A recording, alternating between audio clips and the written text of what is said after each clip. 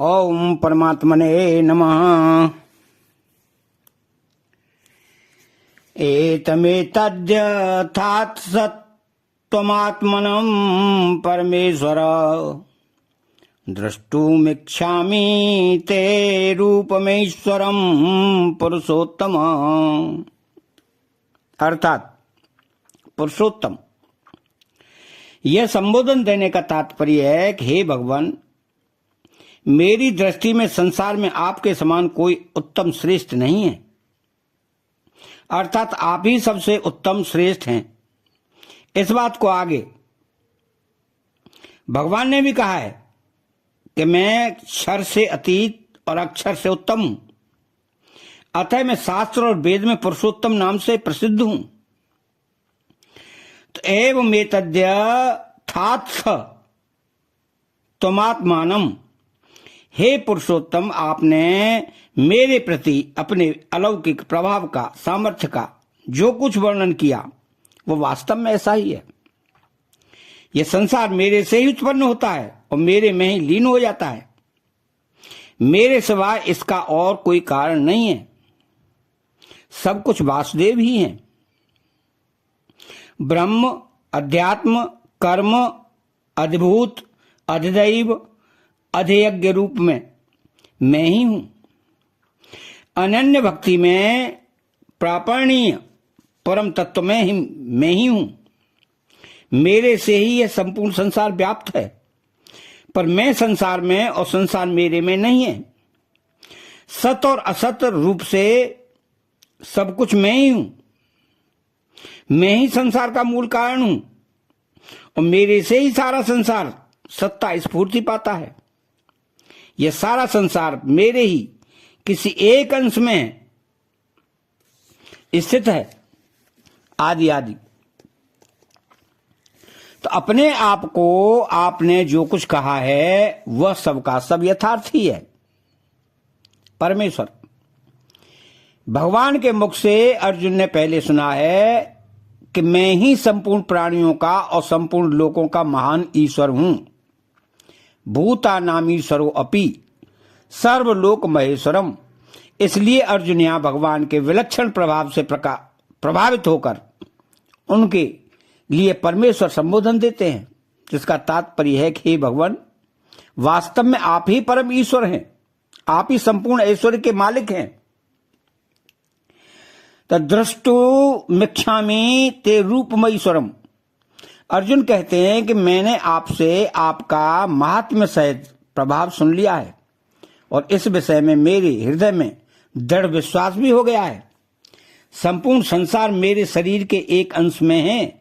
इसे सुनकर मेरे मन में आपके उस रूप को देखने की उत्कट लालसा हो रही है। दूसरा भाव यह है कि आप इससे विलक्षण और महान होते हुए भी मेरे साथ कितना स्नेह रखते हैं, कितनी आत्मीयता रखते हैं कि मैं जैसा कहता हूं वैसा ही आप करते हैं और जो कुछ पूछता हूं उसका आप उत्तर देते हैं।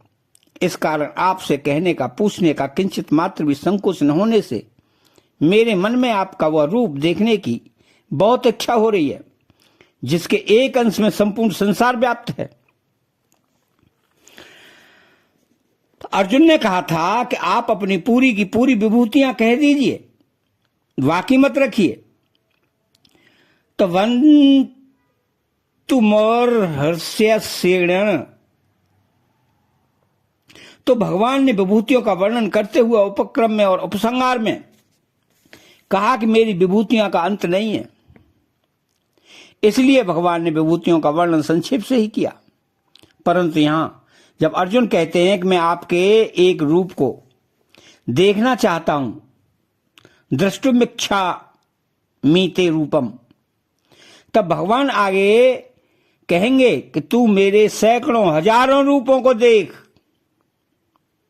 जैसे संसार में कोई किसी से लालच पूर्वक अधिक मांगता है तो देने वाले में देने का भाव कम हो जाता है और वह कम देता है। इसलिए इसके विपरीत यदि कोई संकोच पूर्वक कम मांगता है तो देने वाला उदारता पूर्वक अधिक देता है। ऐसे ही यहां अर्जुन ने स्पष्ट रूप से कह दिया कि आप सब की सब विभूतियां कह दीजिए।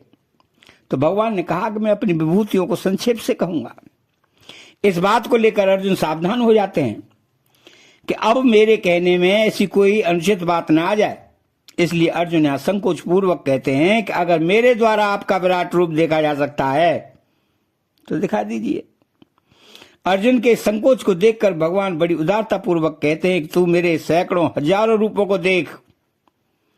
दूसरा भाव यह है कि अर्जुन के रथ में एक जगह बैठे हुए भगवान ने यह कहा कि तू जो मेरे इस शरीर को देख रहा है, इसके किसी एक अंश में संपूर्ण जगत, जिसके अंतर्गत उत्तम कोटि ब्रह्मांड है, अनंत कोटि ब्रह्मांड है, व्याप्त हैं। तात्पर्य है कि भगवान का छोटा सा शरीर है और छोटे से शरीर के किसी एक अंश में संपूर्ण जगत है। अतः उस एक अंश में स्थित रूप को मैं देखना चाहता हूं। यही अर्जुन के रूपम, एक रूप कहने का आशय मालूम देता है।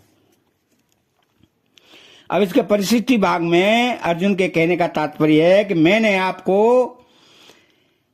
बातों को सुनकर ठीक समझ लिया और अब उसमें कोई संदेह नहीं रहा है, सब कुछ आप ही है। यह ठीक ऐसा ही है। अब केवल आपका ईश्वर संबंधी रूप देखना बाकी रह गया है।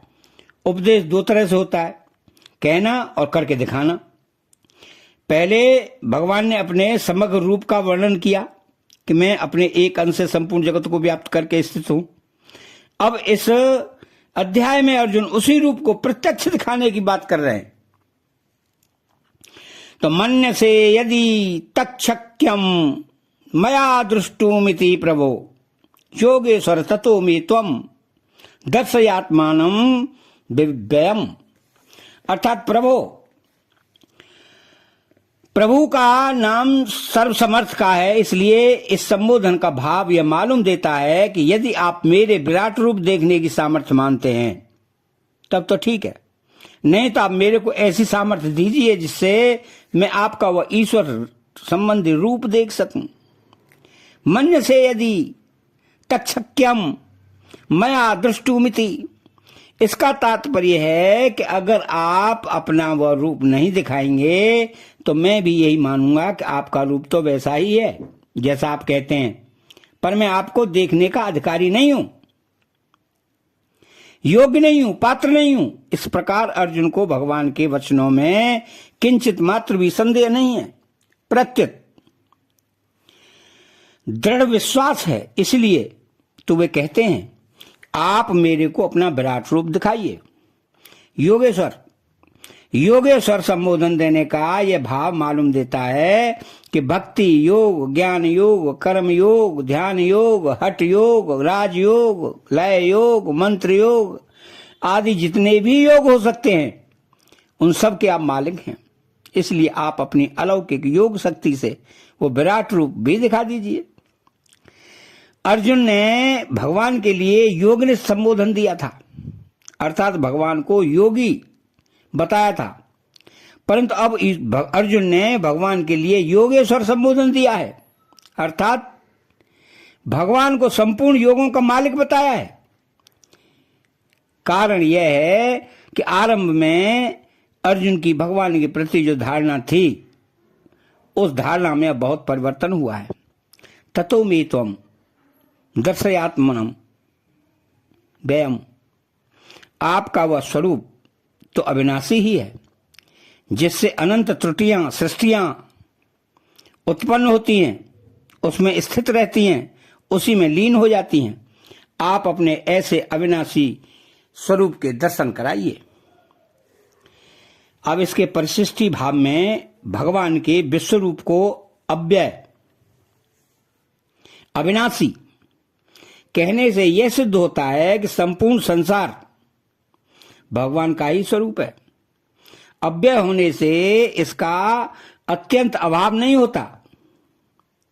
वास्तव में परिवर्तनशील असत और अपरिवर्तनशील सत दोनों ही मिलकर भगवान का समग्र रूप है।